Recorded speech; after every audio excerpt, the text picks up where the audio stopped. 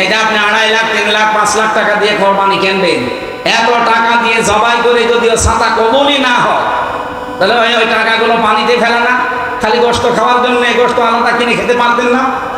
এইখানে গুরুত্বপূর্ণ বিধান এটা। জবান ছেড়ে সূরা হজের এই 34 নম্বর আয়াত থেকে কিছু কথা শুনতে চাই আমরা, নাকি বাড়ি চলে যাবেন?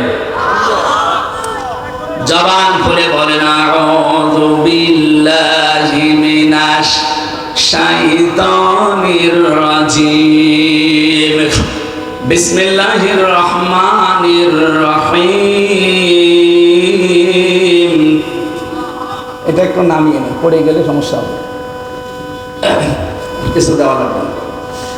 ওয়ালিকুল্লি উম্মাতিন জাআলনা মানসাকাল লিয়াযকুরু ইসমাল্লাহি আলা মা রাযাকাহুম মিন বাহিমাতিল আনআম ফাইলাহুকুম ইলাহুন ওয়াহিদুন ফালাহু আসলিমু ওয়া বাশশিরিল মুখবিতিন। আল্লাহ পাক বলেন ওয়ালিকুল্লি উম্মাতিন জাআলনা, এখানে জাআলনার ফাইল আল্লাহ সরাসরি নিচে কর্তা। আল্লাহ বলেন আমি নিজে প্রতিটি উম্মতের জন্য কি, আমি নিজে প্রতিটি উম্মতের জন্য কি মানসাকা কোরবানি। এখানে নুসুক শব্দের অর্থ হয় তিনটা। তাফসীর ইবনে কাসিরের ভেতরে আছে নুসুক মানে কোরবানি করা, নুসুক মানে হজের কার্যকলাপ, ও নুসুক মানে ইবাদত বন্দেগী। এই তিনটা যে কোনো একটা আপনি নিতে পারেন। যেহেতু সামনে কোরবানি, মনে করেন আপনি কোরবানিটা নিলেন, আল্লাহ বলেন প্রতিটি উম্মতের জন্য আমি আল্লাহ কোরবানি এটা নির্ধারণ করে দিয়েছিলাম। কেন দিয়েছি জানো? লিয়াযকুরু ইসমাল্লাহ আলা মা রাযাকাহুম মিন বাহিমাতিল আনআম। চতুষ্পর্যন্ত জানোয়ারগুলো যখন তারা জবাই করবে তাদের রিজিক হিসাবে, এই সময় যেন আমি আল্লাহর নামটা উচ্চারণ হয়। জোরে বলেন সুবহানাল্লাহ। ফাইলাহুকুম ইলাহুন ওয়াহিদুন, তোমাদের ইলাহ একজন, আমাদের ইলাহ এই একজনই। ফালাহু আসলিমু, সবাই তার কাছে আত্মসমর্পণ করো। অবাশশিরিল মুখবিতিন, হে নবী যারা আত্মসমর্পণ করবে এদেরকে আপনি সুসংবাদ দান করেন, এই বিনয়ী মানুষদেরকে। এ পর্যন্ত ছিল বাংলা অর্থ। এবার আসেন তো আমরা ব্যাখ্যায় যাচ্ছি। ওয়ালিকুল্লি উম্মাতিন, প্রত্যেকটি জাতির জন্য, এই পৃথিবীতে যত জাতি আল্লাহ পাঠিয়েছিলেন সে আদম নবী থেকে শুরু হয়েছে, 4,500 জাতি এখন দুনিয়ায় বাস করে। কত? 4,500। তার ভেতরে আমরা একটা মাত্র জাতি মুসলিম। এরকম 4,500 ধর্মের লোক তাম দুনিয়ার 257টা দেশ আছে। এখন 257টা দেশে তারা বাস করছে। সবচাইতে বেশি মানুষ বাস করে খ্রিস্টান ধর্মে। কোন ধর্মে? এরপরে বাস করে মুসলিম, আমরা যারা ইসলামে আছি তারা। তাম দুনিয়া এখন খ্রিস্টানের সংখ্যা 260 কোটি প্লাস, আর আমরা মুসলমান 210 কোটি। এরপরে অন্যান্য জাতিরা আছে ভাগ ভাগ করা। আর সাথীরা বাসী, যেহেতু আল্লাহ উম্মাতিন শব্দটা দিয়েছেন প্রতিটি জাতির জন্য, আদম নবী থেকে এবার আমি আরম্ভ করব। আল্লাহ সূরা মায়েদার 27 নম্বর আয়াতের তাফসীর নিজে করছেন। ওয়াতালু আলাইহিম নাবা আবনাই আদামা বিল হক ইয ক্বাররাবা কুরবানান ফাতুকবিলা মিন আহাদিহিমা ওয়া লাম ইয়াতাকাব্বাল মিনাল আখার ক্বালা লা আকতুলান্নাকা ক্বালা ইন্নামা ইয়াতাকাব্বালুল্লাহু মিনাল মুত্তাকিন। বলেন আমিন। আল্লাহ পাক বলেন নবী আপনার উম্মতদেরকে আপনি আদম নবীর 2 সন্তানের কাহিনী একটু তেলাওয়াত করে করে শোনান। আমরা যেহেতু আদম নবীর ওই জামানায় ছিলাম না, আমাদেরকে আল্লাহ তেলাওয়াত করে শোনাতে বলেছেন। কি করে? বিল হাক্কি, যথাযথভাবে, যেভাবে আমি আল্লাহ কাজটা ঘটিয়েছিলাম ওইটা একটু শোনান। কেন? এটা শুনে আমরা করব কি? আমাদের ভেতরে এখান থেকে কিছু নেওয়ার মতো জিনিস আছে। তাদেরকে আমার আল্লাহ দুইটা ভাইয়ের কথা এখানে দিয়েছেন, হাবিল আর কাবিল। তাদের জামানায় একটা কোরবানির নিয়ম ছিল। এইদিকে তাকান। এই পৃথিবীতে যত নবী আর রাসূল আল্লাহ পাঠিয়েছেন, প্রতিটি নবী রাসূলের দিন ছিল এক, কিন্তু শরীয়ত ছিল ভিন্ন ভিন্ন। আদম নবী থেকে আমাদের নবী পর্যন্ত প্রতিটি নবীর দিন এক, দিন কিন্তু শরীয়ত আলাদা আলাদা। আদম নবীর দিন যা ছিল, মুহাম্মদ রাসূলুল্লাহর দিন তাই ছিল। কিন্তু আদম নবীর শরীয়তের ভেতরে যা ছিল, মুহাম্মদ রাসূলুল্লাহর শরীয়তে তাই নেই। শুধু একটা জিনিস সবার এক ছিল। আমি বলবো সামনে, আদম নবীর শরীয়ত ছিল কি? তারা চাটিয়াল ময়দানে কোরবানির পশু জবাই করে রেখে আসতো। যার হালাল টাকা তার আকাশ থেকে আগুনের ঝলক এসে পুড়িয়ে ফেলতো। উনি বুঝতো যে আমার কোরবানি কবুল হয়ে গেছে। আর যার টাকা 2 নাম্বার হারাম টাকা, তারটা ওইভাবে পড়ে থাকতো। আমার মাঝে মাঝে চিন্তা হয়, আয়াতটা পড়ার পর যদি এই শরীয়ত এখন বাংলাদেশে থাকতো, কত মানুষ যে আমরা ধরা খাতাম। কথা বলছেন কেন? দেখতে মনে হয় বিশাল বুজুর্গ, চাটিয়ার ময়দানে রেখে আসলে বোঝা যেত যত 2 নাম্বার না 3 নাম্বার ধরা পড়ে দিত না। এই শরীয়ত আল্লাহ আমাদের দেয়নি। আল্লাহ আমাদের দিয়েছেন পশু কোরবানি করে, ওইটা গোশত জবাই করে নিজে 3 ভাগ করা সুন্নাত। যদি কেউ করেন উত্তম, এটা না করলেও অসুবিধা নেই। নিজে খেয়ে ফেলতে পারলে আত্মীয় স্বজন এটাও জায়েজ আছে। আল্লাহ আমাদেরকে শুধু কোরবানি জবাই করে গোশত খাওয়ার জন্য এটা দেননি। আদম নবী আলাইহিস সালামের এই 2 সন্তানের শিক্ষা হচ্ছে যে হাবিলেরটা কবুল হয়েছিল, কাবিলেরটা কবুল হয়নি। সঙ্গে সঙ্গে হাত প্রসারিত করে বলেছে, তোকে আমি মেরে ফেলবো। আমারটা হলো না, তোরটা হলো কেন? এই জোর যার, মূল্য তার। এই নীতি শুরু হয়েছিল আদম নবীর এই কাবিল সন্তান থেকে। ও জোর দেখিয়েছিল। আমার মনে হয় এইটা এই 15.5 বছর একটু বেশি হয়েছিল। জোর যার, মূল্য তার। কেউ বসেছিল? পাতি নেতা তাও বসে নেই। এই কথা বলছে না কেন? কেউ চেনে না, শয়তানেও চেনে না, তারপর তার দাপট কি গো। আমার দাদা, আমি জেলখানায় থাকতে উনি মারা গেছেন। একটা গল্প শোনাতেন আমাকে মাঝে মাঝে, যে হামজা এক লোক বিয়ে করেছে, বাসার ঘরে স্ত্রীকে ডাক দিয়ে বলছে, বউ তুমি কি জানো আমার ক্ষমতা? স্ত্রী বলছে, কেবল বিয়ে করে নিয়ে আসলে তোমার ক্ষমতা আছে না নেই আমি জানবো কি করে? না, তোমার আমি আজ ক্ষমতা দেখাবো। রাতের বেলা স্ত্রীর হাত ধরে নিয়ে গেছে রেল লাইনের সামনে। রেলগাড়ি আসে না, আন্দাজে গেট বন্ধ করে দিয়ে বসে আছে। ওই যে রেলগাড়ির গেট থাকে না, ওই রাস্তা দিয়ে যা ভ্যান গাড়ি, যা রিক্সা, অটো রিক্সা, যা সব বন্ধ। স্ত্রী ডাক দিয়ে বলছে, কি দেখলে না ট্রেন আসে না, তারপর আমি গেট বন্ধ করলাম, সব গাড়ি থেমে গেল, এটা আমার ক্ষমতা। স্ত্রী বলছে, তাই? কিছুক্ষণ পরে দেখে ট্রেন আসতেছে, লাল একটা কাপড় উড়িয়েছে, ট্রেন গেছে থেমে। স্ত্রীর হাত ধরে বলছে, দেখলে ট্রেন তো এখানে থামার কথা না, এটা একবারে যে বেনাপোলে থামবে, অথচ মাঠের ভেতরে আমি এই ট্রেন থামিয়ে ফেললাম, এটা আমার ক্ষমতা। স্ত্রী বলছে মনে মনে, আল্লাহ তুমি কার ঘরে আমারে পাঠালিয়ে, তো ক্ষমতা নিয়ে বাসে না। হঠাৎ ট্রেনের ড্রাইভার এসে বলছে, কি গো কোনো সমস্যা? যে না স্যার, ট্রেন থামালি। আমার বউ বিশ্বাস করে না যে আমার ক্ষমতা আছে, ওরে আমি দেখালাম। ট্রেনের ড্রাইভার ওরে 2 থাপ্পড় দিয়ে বলে, বেটা বেয়াদব, কত গুরুত্বপূর্ণ লোক আছে ট্রেনে, বিভিন্ন জায়গায় যাবে, আর তুমি বউ খুশি করার জন্য ইয়ার্কি মারো। ট্রেন নিয়ে যখন চলে গেছে, বউ বলছে, ওগো তুমি গেট বন্ধ করে ভ্যান রিক্সা সব দাঁড়িয়ে যায়, আমি বুঝলাম। লাল কাপড় উড়িয়ে দিলে ট্রেন থেমে যায় চলন্ত, আমি বুঝলাম। কিন্তু লোকটা তোমার তড় দিল কেন? ও বলছে ও দেখিয়েছে ওর ক্ষমতা, আর আমি দেখালাম আমার ক্ষমতা। এই ক্ষমতা দেখা দেখি চলছিল এই 15 বছরে। কথা বলছেন, কেউ বসেছিল? কাবিল ঠিক এইটাই বলেছিল, গ্যারান্টি দিয়ে বলেছে, না আমি তোকে ছাড়বো না, তোকে মেরেই ফেলবো, হত্যা করবো।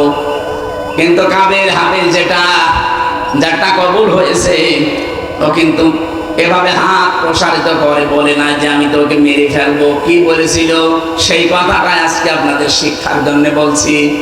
জোর করে কোনো জিনিস কিন্তু পাওয়া যায় না পৃথিবীতে। এই 15.5 বছরে অনেকে জোর করে সম্মান আদায়ের চেষ্টা করেছিল।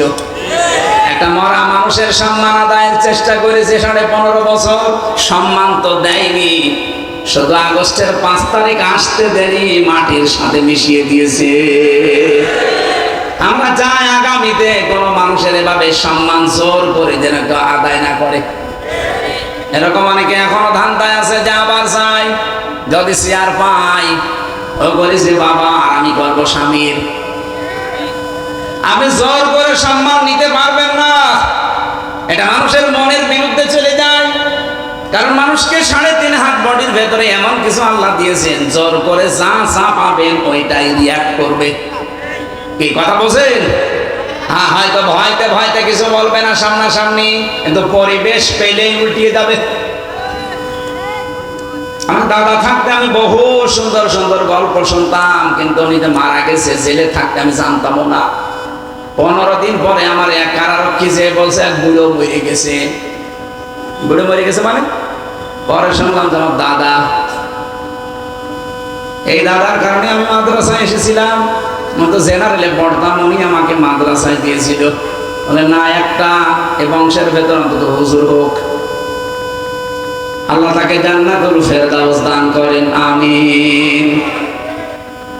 একটা গল্প শুনিয়েছিলেন, এই আয়াতের সাথে একটু রিলেটেড আছে, এই জন্য বলছি।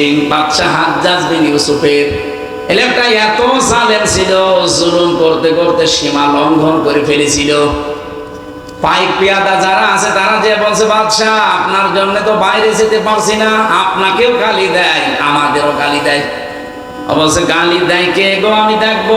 ছদ্মবেশ নিয়ে বাইরে গেছে, এক গ্রাম্য লোকের সাথে দেখা, ডাক দিয়ে বলছে, বেটা বাদশাহ হাজ্জাজ বিন ইউসুফকে চেনো? বলছে চেনো মানে? ও তো জালেম। কে কে বললে? হ্যাঁ ও জালেম, ও জালেমের বাচ্চা জালেম। 2-3 বার জালেম বলার পর মেজাজ গেছে খারাপ হয়ে, ডাক দেয়া বলে, বেটা আমারে চেনো? বলছে না। আমি সে হাজ্জাজ। চিন্তা করছে আমার তো মাথা থাকবে না, মাথা নিচে করে বলছে, বাদশাহ নামদার আপনি কি আমারে চেনেন? বলছে না তো। যে আমি এই গ্রামের ওই লোক যার মাসে 2 দিন মাথা খারাপ হয়, আজকে তার 1লা দিন। তুই পাগল? 2 দিন মাসে মাথা খারাপ হয়, আজকে 1লা দিন আরেকদিন হবে। আমি পাগল ধরলাম এতক্ষণ ধরে। পাগল বলে ওই দিন বেশি গিস, তাছাড়া বাঁচার কথা ছিল। আমরা ওই 15.5 বছরে পাগল বলে বেশি। কথা বলছেন, জোর করে আদায় করতে চেয়েছিলেন, কি হলো? 14,500 কোটি টাকা আপনি নষ্ট করেছেন এই মরা মানুষটার জন্য। একদিনে আমার মনে হয় এখন একটা কানও খুঁজে পাওয়া যাবে। সেদিন কয়রায় যাচ্ছিলাম, যাওয়ার সময় কয়েকটা খালি কানমান কিছু নেই, সব উল্টিয়ে দিয়েছে। এখানে আগামীতে যারা আসবেন জোর করবেন না, যে আসেন জোর করবেন তো আপনার বাড়িও এরকম 5 বছর পরে শ্মশান হয়ে যাবে। কে কথা বলেন না কেন? এটাকে আমি বানিয়ে বললাম। সূরা নমলের ভেতরে পাবেন 19 নাম্বার পারা, 20 নাম্বার পৃষ্ঠা, 7 নাম্বার লাইনের 52 নাম্বার আয়াতে আছে, প্রথম অংশে পাবেন। ফাতিলকা বুয়ুতুহুম খাওবিয়াতাম বিমা যালামু। এই আয়াতের তাফসীরে আপনি দেখবেন। আয়াতগুলো লম্বা করা যাচ্ছে না।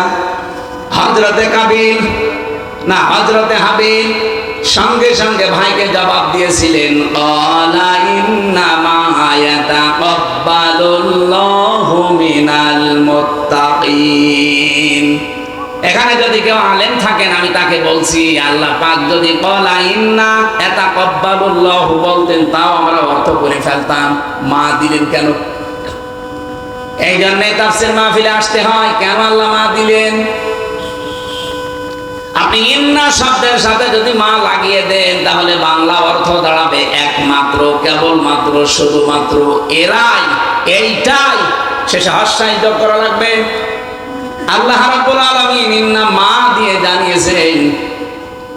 হাবিল তার ভাইকে এটা শুধু জানায়নি, কিয়ামত পর্যন্ত সবাই যারা আসবে তারপরে তাদেরকে জানিয়েছেন ক্বালা ইন্নামা ইয়াতাকাব্বালুল্লাহু মিনাল মুত্তাকিন। ইয়াতাকাব্বালু এটা মুসারে বর্তমান ভবিষ্যৎ প্রেজেন্ট ফিউচার। যদি তার ভাই পর্যন্ত সীমা লঙ্ঘন থাকতো, সীমাবদ্ধ থাকতো, তাহলে কিন্তু ইয়াতাকাব্বালু দিতেন না, ওখানে মাজির সিগা অতীতের শব্দ ব্যবহার করতেন। ইয়াতাকাব্বালু মুসারে দিয়েছেন এই কারণে শুধুমাত্র এখন কাবিলের জন্য এটা না, কিয়ামত পর্যন্ত কাবিলের মতো বহু মানুষ দুনিয়ায় আসবে। তাদেরকে সতর্ক করে বলেছেন শুধুমাত্র, কেবলমাত্র, একমাত্র আল্লাহ পাক গ্রহণ করে থাকে, কবুল করে থাকে। আল্লাহ পাক শুধুমাত্র গ্রহণ করে থাকে, কবুল করে থাকে দুনিয়ায় যারা মুত্তাকি, তাদের ইবাদত বন্দেগী কাজকর্ম, তাছাড়া অন্য কারোরটা কবুল হয় না। যেহেতু ইবাদত বন্দেগীর ভেতরে নুসুকের একটা অর্থ বলেছিলাম। নুসুক মানে কি বলেছিলাম? নুসুক মানে কোরবানি, নুসুক মানে ইবাদত বন্দেগী, নুসুক মানে হজের কার্যকলাপ। তিনটা অর্থ আছে। আপনার জীবনের কোনো কিছু কবুল করাতে হলে আপনাকে আগে মুত্তাকি হওয়া লাগবে। এমনকি এই কোরবানিও যদি কবুল করাতে চান, তাকওয়া ছাড়া কোরবানি কবুল হবে না। লা ইয়ানালাল্লাহু লুহুমুহা ওয়ালা দিমাউহা ওয়ালাকিন ইয়ানালুহু তাকওয়া মিনকুম। আল্লাহ পাক বলেন লান শব্দ দিয়েছি এনাল, এর আগে মজার আগে লান আসলে বাংলা অর্থ দ্বারা জীবনেও হবে না, কখনোই হচ্ছে না, হবে না। তোমাদের গোশত, চর্বি, চামড়া, তোমাদের পশম, এ সমস্ত কোনো কিছু আল্লাহর কাছে পৌঁছায় না। আল্লাহর কাছে শুধুমাত্র পৌঁছায় তোমাদের মনের তাকওয়া। কি পৌঁছায়? তাকওয়াটা কি? বাংলাদেশ, ভারত, পাকিস্তান এই তিনটা দেশে একটু ঝামেলায় আছি আমরা। তাকওয়া বললে আমরা শুধু পোশাকের তাকওয়া খুঁজি। বিশাল জব্বা গায়ে দেওয়া লাগবে, সুন্দর টুপি মাথায় দেওয়া লাগবে, হাতে তসবিহ থাকা লাগবে, তাহিরি ভাইয়ের মতো বিশাল একটা পাগড়ি মাথায় দেওয়া লাগবে, আর মাঝে মাঝে একটু জিকির করা লাগবে, হো হো। বিশাল তাকওয়াবান হয়ে গেছে না? তাকওয়ার প্রথম অর্থ হচ্ছে আল্লাহর ভয়, এটা তোমরা সবাই জানি। তাকওয়ার আসল অর্থ হচ্ছে যজ্ঞ। কি বললাম? যজ্ঞ। যোগ্যতা অর্জন করা লাগবে আপনাকে। যে যে জায়গায় আমরা যেতে চাই ওই জায়গায় পৌঁছাতে হলে আমাদের যোগ্যতা থাকা লাগবে। সত্যি আমাদের যদি যোগ্যতা না থাকে আল্লাহ পাক আমাদেরকে সাহায্য করবেন না। এখানে কোরআনে কারিমে যত জায়গায় সাহায্যের কথা এখানে আসবে দেখবেন ঈমানের পরে আল্লাহ হয় সালেহ দিয়েছেন, নাই তাকওয়া দিয়েছেন। আমি আধুনিক ব্যাখ্যা তাফসীর পড়ে দেখেছি সালেহ এবং তাকওয়া এই দুইটা শব্দের অর্থ, বাংলা অর্থ আসে যোগ্য, যোগ্যতা। শুধু ঈমান এনে বসে থাকলে হবে না, আপনাকে প্রস্তুতি নেওয়া লাগবে, যোগ্যতা অর্জন করা লাগবে। আজ পাকিস্তানের সাথে ভারত পারছে না, তাদেরকে দেখে দাদা বাবা দোলা ভাই বলে পালাচ্ছে। এটা বাংলাদেশের সাথে হলে করতো না, কারণ ওদের যা আছে আমাদের সে জিনিস নেই। ওদের তো অস্ত্র শস্ত্র পারমাণবিক এগুলো তো আছে, এমনকি ওদের যে ঈমান ওদের ভেতরে। আমি কালকে একটা স্ট্যাটাস দেখলাম, একজন ক্যাপ্টেন তার বাবা পাকিস্তানের আর্মিদেরকে বলছে দেখেন ছেলেকে পাঠিয়েছি দেশ রক্ষার জন্যে, দেশ মাতৃকা রক্ষার জন্য পাঠিয়েছি। আমার ছেলে যুদ্ধে গেছে। এই পৃথিবীর নিকৃষ্ট জাতি এই মুশরিক, এই উগ্রপন্থী হিন্দুরা। এই দুনিয়ার দুইটা জাতি সবচাইতে নিকৃষ্ট, একটা ইহুদি আর একটা মুশরিক। এদের বিরুদ্ধে যেহেতু পাঠিয়েছি, এমনি পাঠাইনি আমার ছেলেকে। এই ভারত একটা ধোয়া তুলে আমার দেশে তারা জঙ্গি আছে এই কথা দুনিয়ার মোড়লদেরকে জানিয়েছে, যে এই দেশে জঙ্গি আছে, আমরা জঙ্গির ঘাঁটিতে বিমান হামলা চালিয়েছি। এত বড় মিথ্যা কথা আপনি দুনিয়ার মানুষকে শুনিয়েছেন, আর মানুষ বিশ্বাস করবে? আপনি জঙ্গি ঘাঁটিতে যদি বিমান হামলা করেন তাহলে জঙ্গি যেখানে আছে সে জায়গায় মানলেন না কেন? আপনি তো বিমান হামলা করেছেন মসজিদে, মাদ্রাসায়, শিশুদের উপরে। এই কথা বলছেন না কেন?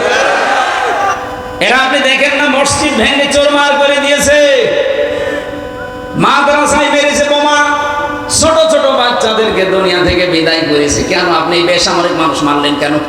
আপনি যদি জঙ্গি হামলা করেন তাহলে জঙ্গি যেখানে আছে সেখানে মারেন। এই ভুয়া ধোয়া তুলেছিলেন 54 বছর এই ভারত আমাদের সম্পর্কে, যে আমাদের দেশে নাকি জঙ্গি আছে। এটা যে ডাহা মিথ্যা কথা, তার প্রমাণ এই 9 মাস 3 দিন, এই 9 মাস 3 দিন চলছে, আজ পর্যন্ত দেশে একটা জঙ্গি ধরা পড়লো না। কি কথা বলেন? জঙ্গি নেই ওই দেশে, কারণ আমার মতো মানুষ করে জঙ্গি বানিয়েছিল। তাও জঙ্গির প্রধান নাকি আমি, আনসারুল্লাহ বাংলা টিমের প্রধান। ও ছাতা যে কি আমি আজ পর্যন্ত জানি না। কারণ জঙ্গি নাটক যিনি লিখত তিনি পালিয়েছে। এক কথা বলে না কেন? তাদেরকে আজ নিষিদ্ধ করার জন্য সারা বাংলাদেশ এখন সব এক জায়গায় হয়ে গেছে। এখন আর দল মত নেই। আমরা চাচ্ছি খুব তাড়াতাড়ি তাদের নিষিদ্ধ করে দেন, নয়তো প্রায় 4500 অত 4500 মানুষ অলরেডি ইন্ডিয়াতে পালিয়ে বসে আছে। তারা ওখানে বসে বসে হাওয়া খাচ্ছে না। আরে ভাই, তাদের কিছু না থাক, তাদের ব্রেন তো কাজ করছে। তারা ষড়যন্ত্রে মেতে আছে। ওরা ওই দাদা বাবুদেরকে দিয়ে দেশটা অস্থিতিশীল করার জন্য চেষ্টা চালাবে। এই জন্য ওদের ব্যান করে দেন, নিষিদ্ধ করে দেন। ওদের কোনো কাজ কারবার দুনিয়ায় যদি না চলে তাহলে দেশটা অন্তত নিরাপদ হয়ে যাবে। নয়তো সামনে যদি ওরা আবার কোনো কলু তৈরি করে দেশটাতে আবার হত্যাযজ্ঞ চালায়, এই দায়ভার কিন্তু যারা এখন দায়িত্বে আছেন তাদের নেওয়া লাগবে। যেন আহ্বান জানাচ্ছে যেন তার পক্ষ থেকে, যেহেতু ঢাকা এখন যেতে পারছি না, এইটাই আমরা ঢাকা মনে করছি। এখন বলে না কেন? শাহবাগের সাথে 100 ভাগ একাত্মতা প্রকাশ করে আমরা জানাচ্ছি এই মুহূর্তে তাড়াতাড়ি সকাল হতে হতে এই ফ্যাসিস্ট, এই খনিদেরকে দেশ থেকে নিষিদ্ধ করা লাগবে। সাতক্ষীরাবাসী যে কথাটা তুলেছিলাম আপনাদের জন্য, আল্লাহর দরবারে আমরা যদি যোগ্যতা অর্জন করতে না পারি, এই ক্যাপ্টেনের বাবা বলেছিল সন্তানকে পাঠিয়েছি আমি আল্লাহর ঘর মসজিদ, নবীর ঘর মাদ্রাসা এবং ছোট ছোট বাচ্চাদের জীবনের কারণে। ছেলে যদি সামনে বুকে গুলি লাগে তাহলে নিয়ে আসবা, মাটি দিয়ে দেব। আর যদি পেছনে গুলি লাগে আমার বাড়িতে নিয়ে আসবা না, বন জঙ্গলে অথবা নদীতে সাগরে ফেলে দিবা। পরবর্তীতে সন্তান যখন নিয়ে এসেছে তাকে, হ্যাঁ নিয়ে আসলে কেন? চাচা, আপনার এই সন্তানের পিঠে একটা গুলিও লাগে না, ওর গুলি লেগেছে 22টা সব বুকে। তো ওরা যোগ্যতা অর্জন করেছে বিভিন্ন শক্তি দিয়ে, ইমানের শক্তি দিয়েও। আর আমরা কোথায় আছি? ঢাকা থেকে আমার মনে হয় যদি একটা মিসাইল আমাদের যায় আছে ভাঙ্গাচোরা, যদি ওইটা ঢাকা থেকে মারে তো চট্টগ্রাম পর্যন্ত যেতে 3 জায়গায় চাঁদা দেওয়া লাগবে।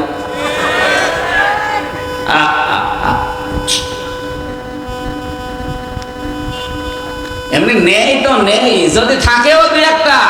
আমার মনে হয় ঢাকা থেকে চট্টগ্রাম মাত্র 250 কিলো, ও দেশ পারও হবে না। 250 কিলো যেতে যেতে 3-4 জায়গায় চাঁদা ধরবে। একবার ওই যে নারায়ণগঞ্জে বসে আছে আল্লাহর ওলি শামীম ওসমান, 72 রাকাত তাহাজ্জুদ পড়তো। ওরাটা মিথ্যা কথা। তাহাজ্জুদের নামাজ মাত্র কয় রাকাত? 8 রাকাত নয় 12 রাকাত। তো 72 রাকাত পড়ে, তেমন জীবনে নামাজই পড়ে না তাহাজ্জুদে। ওই জায়গায় একবার ধরত। এরপরে কুমিল্লায় আরেক মস্তান আছে, ওই যে বাহার মস্তান, ওই বাহারে ধরত। এরপরে ফেনীতে জয়নাল হাজারে ধরত। এরপরে তো চট্টগ্রাম। 3 জায়গায় যদি এই মিসাইল যেতে যেতে চাঁদাবাজি হয় তো মিসাইল যাবে। আমাদের কি আছে বলেন? আমাদের যে কোরবানির সামনে আসতেছে, কবুল হবে? কি দিয়ে কবুল হবে?